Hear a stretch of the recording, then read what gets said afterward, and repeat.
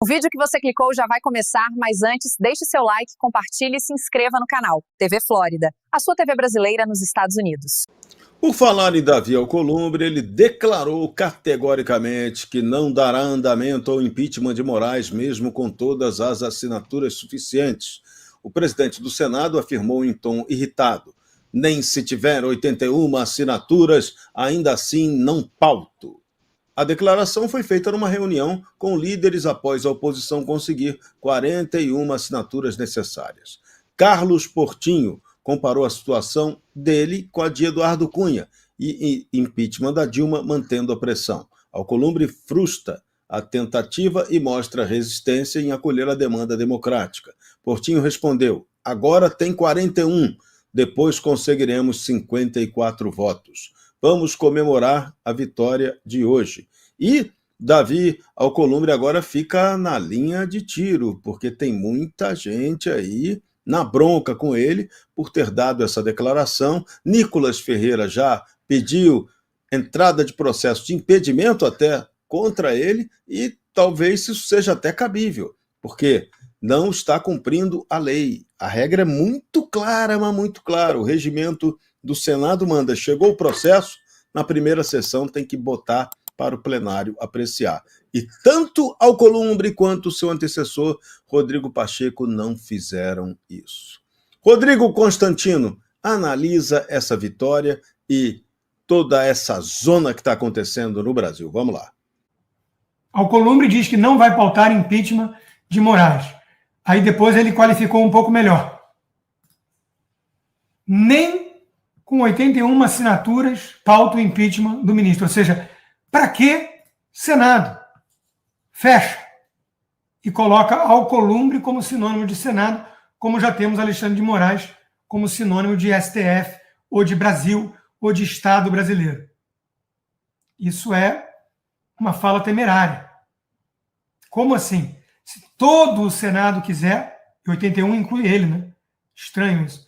Se todo mundo quiser, nem assim ele vai pautar.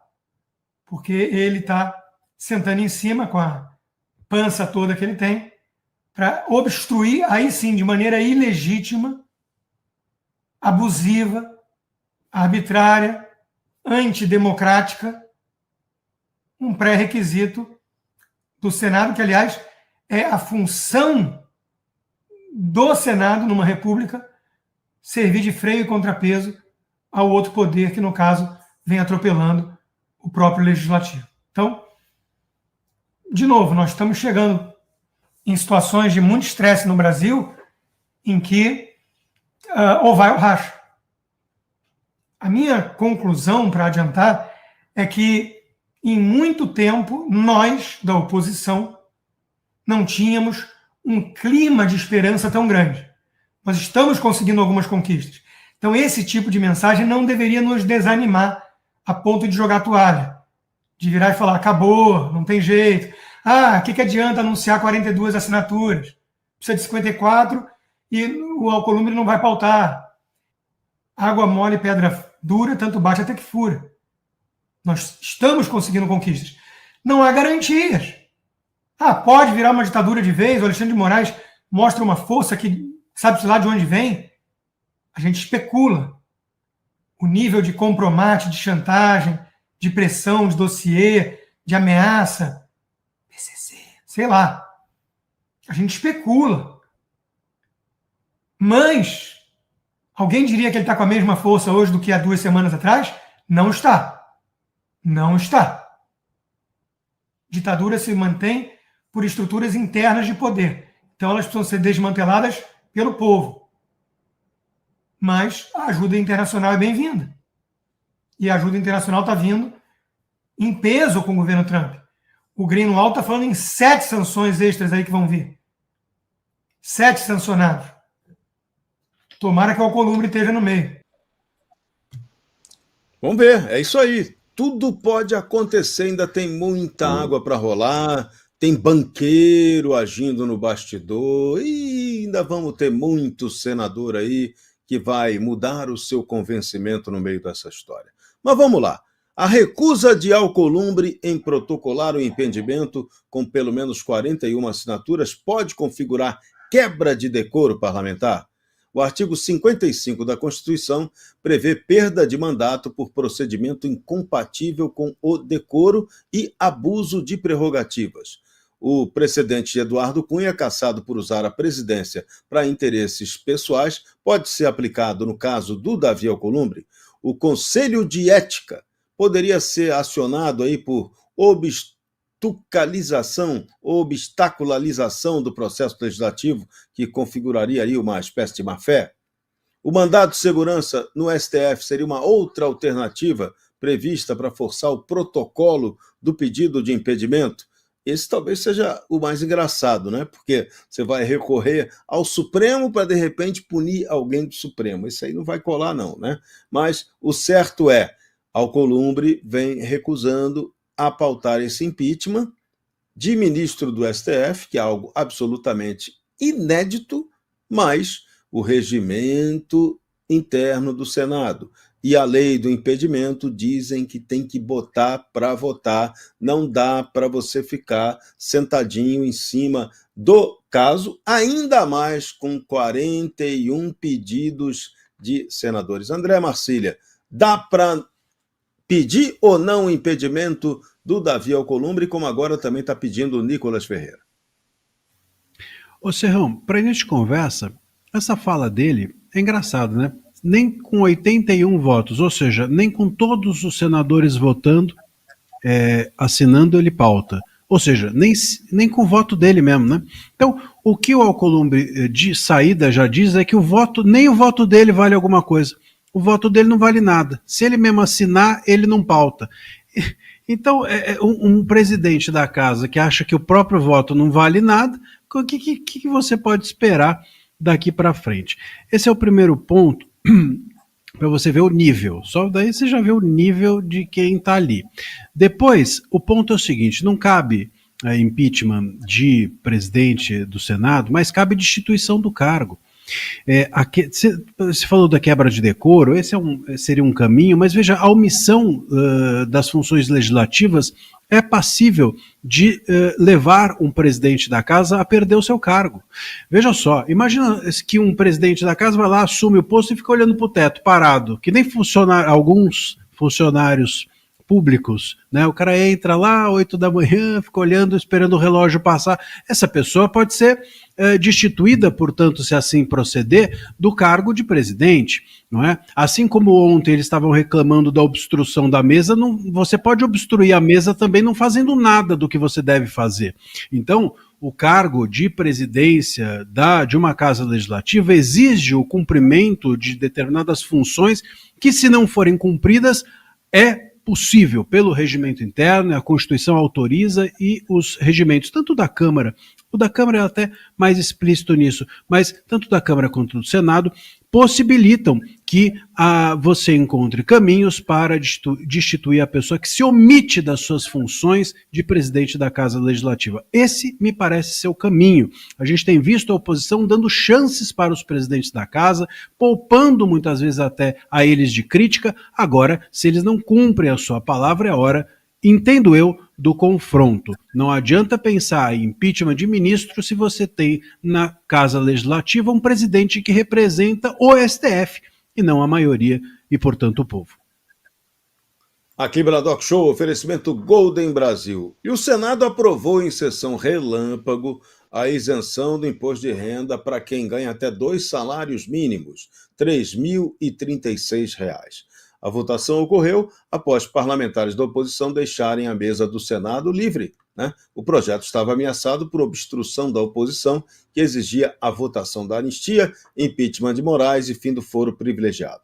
Alcolumbre havia articulado uma sessão remota até para burlar essa obstrução e aprovar a medida eleitoreira de Lula. Ele tinha compromisso com o Palácio do Planalto, missão dada, missão cumprida, ele tinha que agir. A isenção já estava em vigor por medida provisória, que perderia a validade dia 11, mas agora virou lei permanente. Coronel Alden, foi mais uma armação do Davi Alcolumbre para driblar aí o que a oposição, de repente, não queria aprovar com tanta tranquilidade? Perfeito. Antes de mais nada, eu queria destacar a importância e quais são os mecanismos que nós temos hoje, enquanto parlamentares, os mecanismos regimentais para colocar em prática uma obstrução. Eu tenho ouvido muita gente comentar nas ruas que o PL é o maior partido, a maior bancada de deputados federais do Brasil e que ela é incapaz de realizar adequadamente uma obstrução das pautas, dos projetos. Há muito tempo a gente vem cobrando isso, só que muita gente, infelizmente, não sabe como acontece regimentalmente as obstruções. E, infelizmente, essa nossa fala de dizer que o PL é o maior partido do Brasil, a maior bancada de deputados do Brasil, leva a entendimentos equivocados para a população que desconhece ou que não acompanha a política da forma como ela é, os bastidores da política, achando que, de fato, as obstruções não ocorrem ou que não ocorreram por incompetência nossa, por medo, por desídio, por qualquer motivo. Mas existem limites regimentais e até mesmo físicos para a implementação das chamadas obstruções. Então, para todo, vamos explicar aqui. Nós somos, na Câmara de Deputados, 513 parlamentares, 513 deputados federais, menos Chiquinho Brazão, que está preso lá, então são hoje 512 deputados.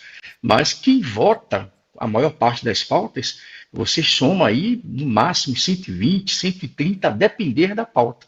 E desses 120 ou 130 que eventualmente votam pautas de nosso interesse, a grande maioria, infelizmente, não participa das obstruções. E o que vem a ser obstrução? Quando eu tenho um projeto tramitando, está para votar no plenário da Câmara, você tem que entrar com uma série de requerimentos regimentais pedindo votação nominal, checagem, se aquele deputado se encontra no plenário, pede a retirada de pauta, e para votar a retirada de pauta, você tem que votar todos os membros presentes. Então, você cria uma série de mecanismos que tenta retardar o avanço de determinado projeto. Só que quando você vai verificar na prática, a execução prática desta obstrução, você não tem todos os parlamentares presentes para, em cada votação favorável ou contra, você não tem parlamentar para fazer os pronunciamentos, para sustentar, votando contra, votando a favor, orientar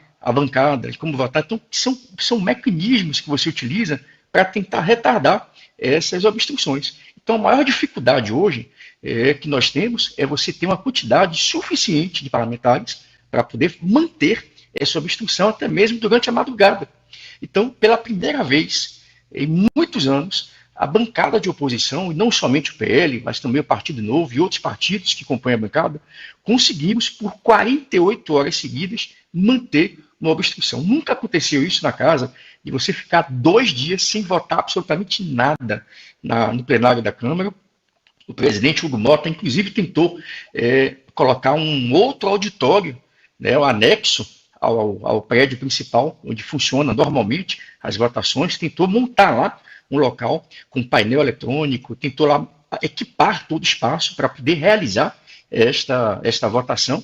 A oposição tomou ciência dessa tentativa de burlar o diálogo que estava sendo criado entre os líderes de bancada.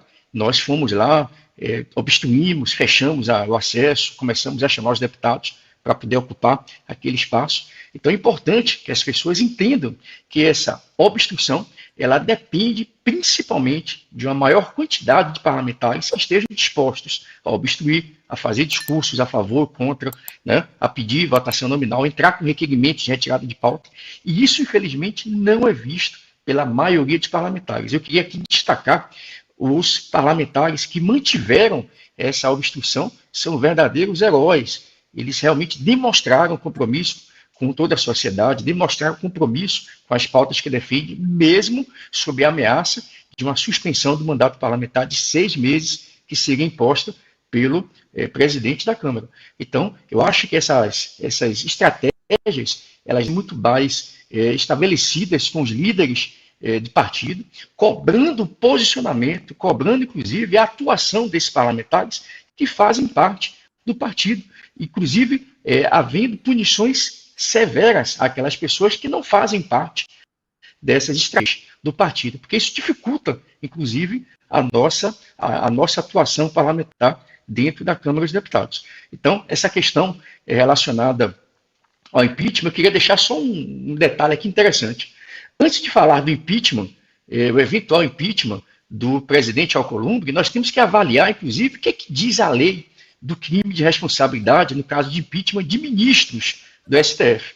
O artigo 39 da Lei 1079, que trata da lei da crime de responsabilidades, ele fala que um dos itens que podem provocar o impeachment de ministro. Primeiro item, proferir julgamento quando por lei seja suspeito na causa. Essa é uma hipótese que pode levar ao impedimento do ministro. Segundo item, exercer atividade político-partidária.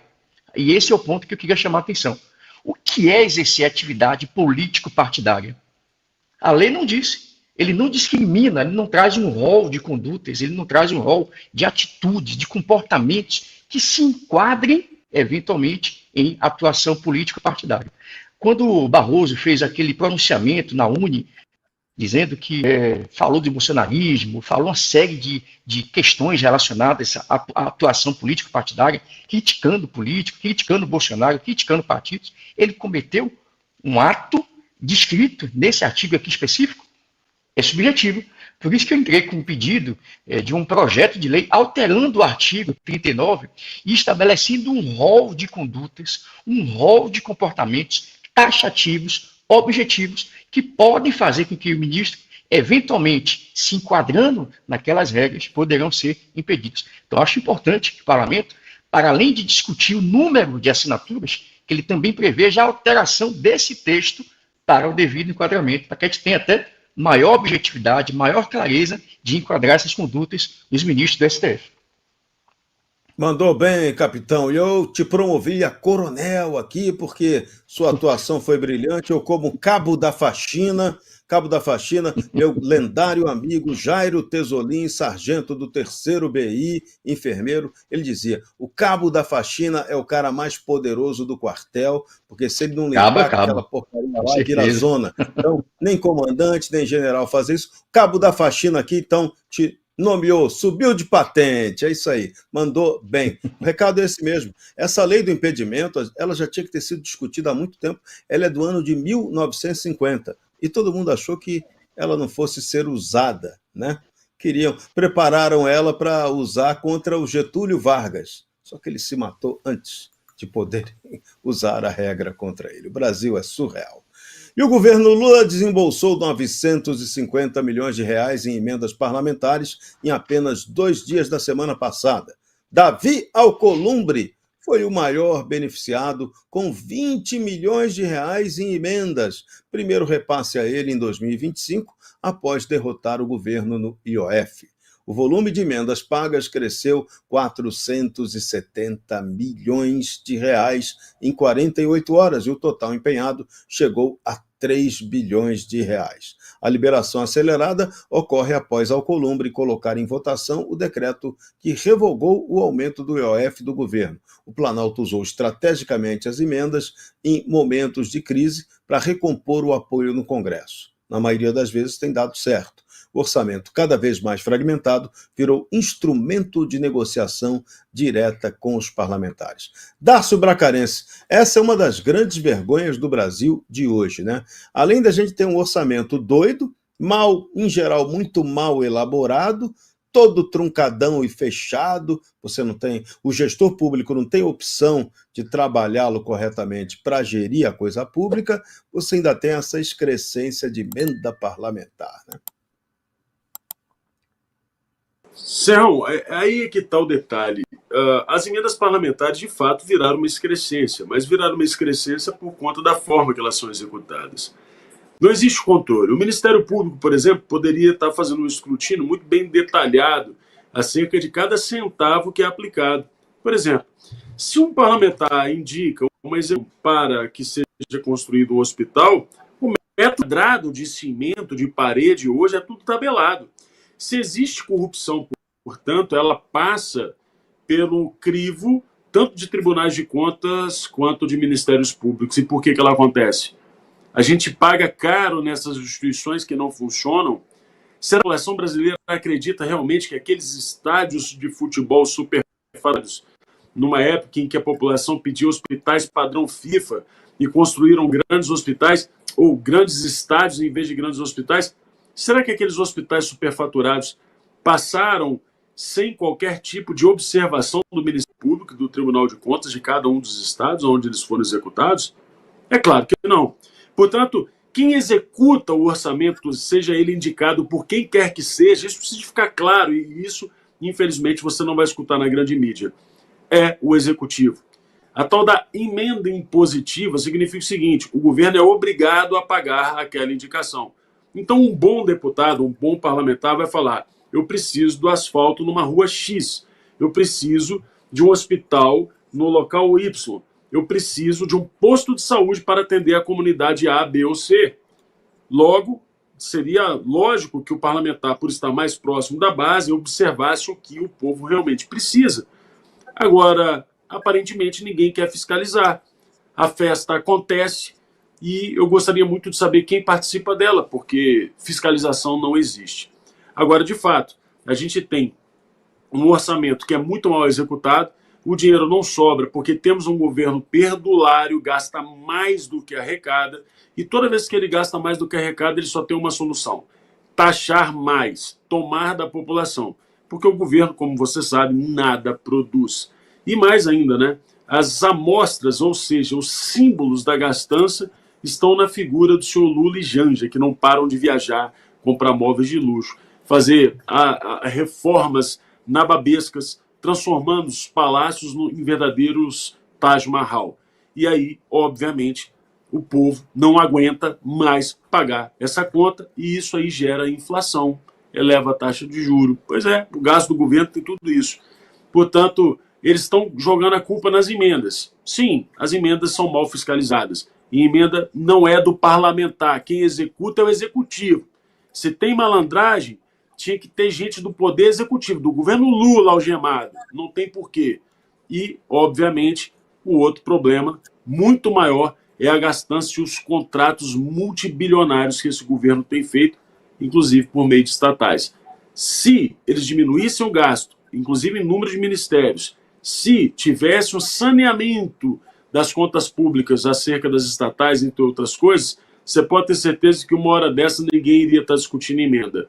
Talvez estaríamos discutindo num caso ou outro onde ela, infelizmente, é desviada. Mas, repito, se acontece o desvio, a culpa é do Lula. Se você chegou até aqui, é um bom sinal.